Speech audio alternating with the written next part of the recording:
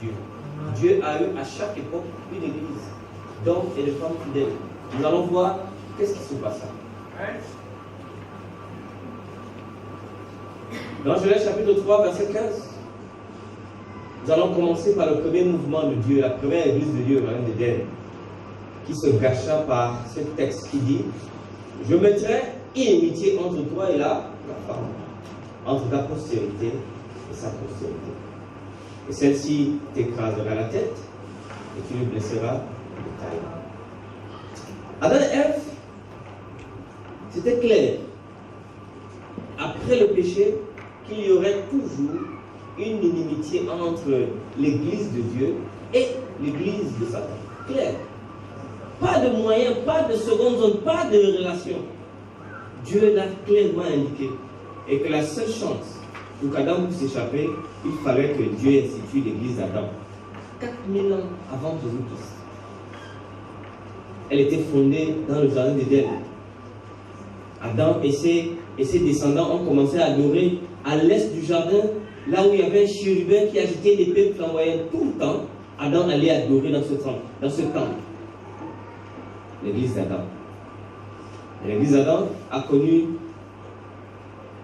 un épisode tragique.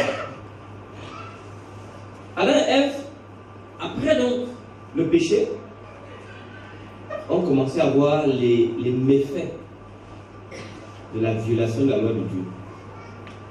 Caïn a tué Abel. Le premier meurtre s'est passé dans l'église de Dieu. C'était l'adoration de Dieu. Ils n'étaient pas nombreux. La désobéissance a des conséquences désastreuses.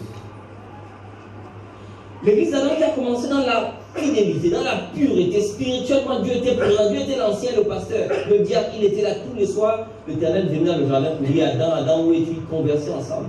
Vous imaginez l'église comme ça. Mais même là-bas, il y a eu le péché. Adam s'est corrompu. Il y a eu donc la descendance de Caïn, la descendance d'Abel, et qui ont peuplé la terre, et ça a avancé. Et nous avons connu plus tard, en l'an 2348 avant Jésus-Christ, la deuxième église de l'histoire de Dieu, fondée par Dieu lui-même. C'était l'église de Noé. Cette église de Noé, c'était l'église sainte. Noé était un homme juste devant Dieu, qui marchait en fidélité de tout ce qu'il connaissait de Dieu, mais cependant, tout le monde dans son église n'était pas toujours parfait. Dans Genèse chapitre 6, verset 5, la Bible dit: l'Éternel vit que la méchanceté des hommes était quoi? Grande sur la terre. Et que toutes les pensées de leur cœur se portaient chaque jour uniquement vers le mal. Satan a attaqué toutes les églises que Dieu a fondées sur cette terre. Après, c'était au point, mes amis, où Dieu lui-même dit: il s'est repenti d'avoir fait l'homme sur la terre. Et il fut affligé dans son cœur. Dieu donc prend la décision gravissime. Il dit: j'exterminerai de toute la face de la terre l'homme que j'ai créé, depuis l'homme jusqu'au bétail, au reptile et aux oiseaux du ciel. Pourquoi Dieu veut faire cela? Pourquoi Dieu veut détruire son église? Parce qu'il dit: je me répands de les avoir créés. Waouh! Waouh! Mais j'établis mon alliance avec toi. Toi, tu entres dans l'arche. Tes fils, ta femme et les femmes de tes fils avec toi. Dieu dit: je suis désolé. Ce monde est corrompu. Je ne peux pas supporter cette corruption. Le péché est si grave qu'il faut que je détruise et que je garde un petit reste. Et ce reste va essayer de reconstruire l'humanité. Voilà comment Dieu fonctionne. Quand la majorité devient imprudente, Dieu détruit, il se fait un petit reste. Alors il fait l'alliance avec Noé. Et dit à Noé: repeuple la terre, repeuple l'église, et soyez fidèles à ma parole. Dieu dit: de tout ce qui vit, de toute chair, tu feras entrer dans l'arche 2 de chaque espèce pour le conserver en vie avec toi. Il y aura un mâle et une femelle. Le monde, après, a été détruit par le fleuve. Comment on dit ça en français? Le déluge. Incroyable. Une personne seulement fut sauvée. Mes amis, vous qui avez accepté le baptême, vous êtes de la dernière église et vous faites ce que les autres de la première église ont fait. Noé a péché 120 ans. 120 ans. Et il a dit: venez, rentrer le bateau, Dieu va détruire. Mais comme il n'avait jamais vu de pluie, qu'est-ce que tu nous dis, la pluie va détruire quoi? 8 sont montés dans le bateau.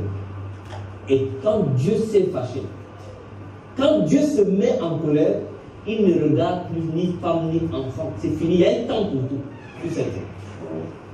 8 ont accepté le message et 8 ont été sauvés. Après, lorsque Noé est descendu sur le mont Ararat, il a fait les offrandes, il a commencé à faire une nouvelle adoration. Mais pas très longtemps, quelque chose se passa, la tour de Babel. Les descendants de Noé ont dit que non, nous, on ne veut plus que Dieu nous détruise. Nous allons faire notre tour pour empêcher que le déluge vienne encore avant. Mais en oubliant que Dieu a dit lui-même qu'il ne détruira jamais plus la terre de cette façon-là. Pourquoi faire ça? Dieu a regardé les hommes d'une même langue qui avaient le même projet. Dieu a dit, descendons et confondons le langage. Le péché devient le centre de l'humanité. Mais ce centre montait vers la divinité. Dieu a dit qu'il faut les engluer. Dieu a divisé les langues et ils sont devenus tellement englués que le gars qui avait la brique ne pouvait pas savoir qui tendait le ciment parce qu'il veut parler à Kané, il veut parler israélite, c'était compliqué. Et le projet n'a pas pu continuer. Mais Dieu a tremblé. C'est la seule fois que Dieu a tremblé sur l'homme. Voici, ils ont une même langue, un même projet. L'unité, même dans le mal, a une puissance grandissime. C'est incroyable, l'unité. Les chrétiens, c'est les personnes les plus désunies du monde. Division, problème. Mais les démons, quand il faut nous faire du mal, il n'y a pas plus unis que les démons. L'unité, dans l'église de Noé, a fait trembler. Lisez la Bible, hein? Dieu a tremblé de leur projet et il a détruit ça simplement en divisant le langage. Mes amis, soyez unis. Soyez unis. Après ça, quand Dieu a fait ça, ils se sont séparés. Les autres sont allés en Mésopotamie, en Assyrie, en Ur-le-Chaldée, d'autres sont venus en Hittite, en Égypte. Ils ont fait des peuples. Dieu avait besoin de notre peuple. Et descendant de Noé, donc, il fallait une autre église. Celle de Noé n'a pas pu faire ce que Dieu voulait. Dieu a appelé un homme qu'on appelle Abraham. Il a appelé son père Nahor avec son fils. Il y a les montants de Ur-le-Chaldée. Ils sont montés. Dieu a dit, quand Nahor est mort, il a dit, bon, écoute, Abraham, en fait, c'est toi que je cherchais. Parce que je veux faire mon église avec toi. De ta famille, tu seras béni dans toutes les nations. Nous sommes là dans l'église d'Abraham. Je ferai de toi une grande nation et je te bénirai. Je rendrai ton nom grand et tu seras une source de bénédiction. Je bénirai ceux qui te béniront et je maudirai ceux qui te maudiront. Et toutes les familles de la terre seront bénies en toi. Dieu a donc donné un programme de son église. Abraham avait sa mission. Convertir toute la terre habitée d'alors. Mais est-ce que le projet a été possible? C'était difficile. Parce que rappelez-vous, Abraham, à 99 ans, fait un enfant qu'il attendait depuis plus de 65 ans. Abraham était déçu et il a fait un fils unique qu'on appelait Isaac. Vous connaissez ce gars? Et Isaac a eu 2 fils, que vous connaissez, Jacob et Esau. Et Jacob a eu 12 enfants, n'est-ce pas vrai? Donc Dieu avait son plan. Repeupler la terre à partir d'une race bénie. Mais il se passa que Joseph a été vendu en esclavage, n'est-ce pas vrai? Ils ont fait 430 ans en Égypte en esclavage. Et là-bas, désolé de vous dire, l'esclavage amène des attitudes d'esclaves. Si vous êtes esclave du péché, vous vivez, vous parlez, vous mangez, vous pensez comme un esclave. Et les Juifs donc sont restés en esclavage pendant 400 ans. Ils avaient donc des attitudes d'esclavagistes, méchants, batailleurs. Et Dieu s'est rendu compte que même cette église d'Abraham, le pur, le juste, n'a pas pu prévaloir sur cette terre. L'église d'Abraham n'a pas tenu. Il fallait donc que Dieu appelle quelqu'un d'autre. Il fallait que Dieu appelle quelqu'un d'autre. L'Égypte avait eu raison de l'église d'Abraham. Alors Dieu appelle quelqu'un qu'on appelle Moïse, n'est-ce pas?